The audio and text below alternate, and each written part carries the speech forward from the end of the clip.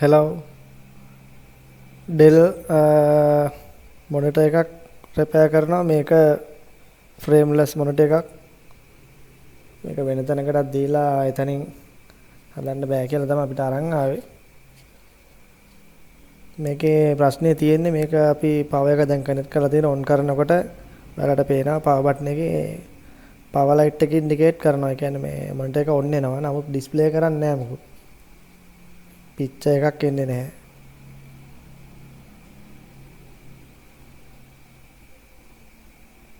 දැන් මේක on එකේ තියෙන දැන් අපි මේක power button එක නැවත press කරුවොත් මේක off වෙනවා. ඔයාලට පේනවා දැන් off වුණා.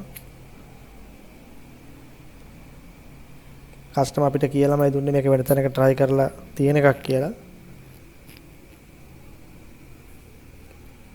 monitors repair කරද්දී monitors වල display panel replacement අපිට සොයා ගැනීමට නැහැ market එකේ. ඒ නිසා monitors වල display panel replacement අපි කරන්නේ panel වල නොවන ගැටලු repair කරගන්න පුළුවන් අපිව contact කරගත්තොත්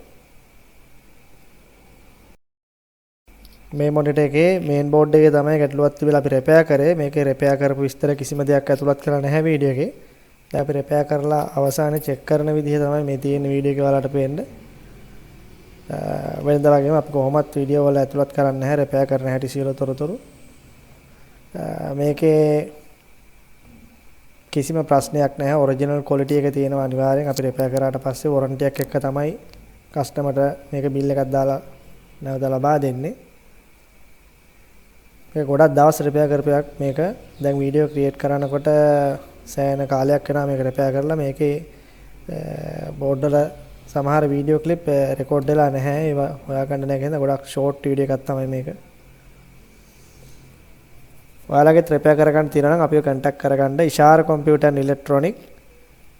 අපේ Facebook page එක follow කරලා තියාගන්න like කරන්න comment කරන්න share කරන්න